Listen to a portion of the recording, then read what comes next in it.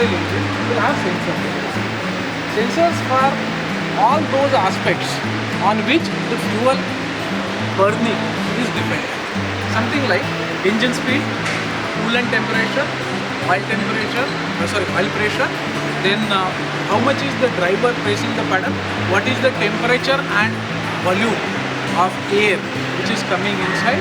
Depending on that, the driver, whatever inputs he gives, the ECU decides how much fueling should be done, right? So the fuel delivery is basically controlled not only by the driver but by other aspects also, right?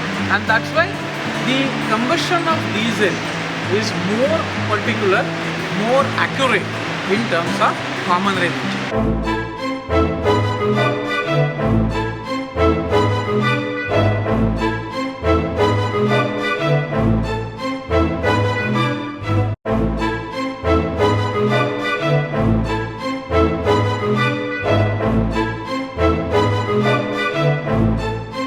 Dip facility. So we actually dip the cabin inside and rotate it. So it's an electrostatic thing. So the cabin is charged, and therefore the paint, which is actually not the paint, we are talking of the rust protection. It sticks and it's sucked in because it's charged and magnetic. On top of it, we rotate the whole cabin inside once, so that every nook and corner gets rust protection.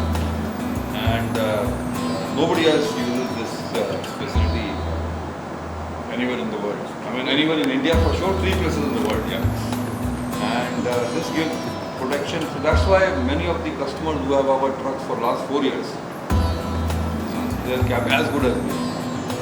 Then all the panels, we use robots, sort of do the welding.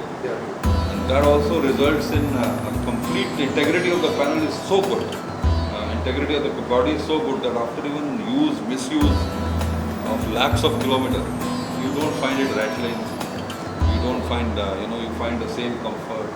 This robotic decision which cannot be No, you can't get it manual. Plus the basic design, I'm sure you found the comfort, right? Yes. Did you sit in the cabin? Yeah, we sit inside.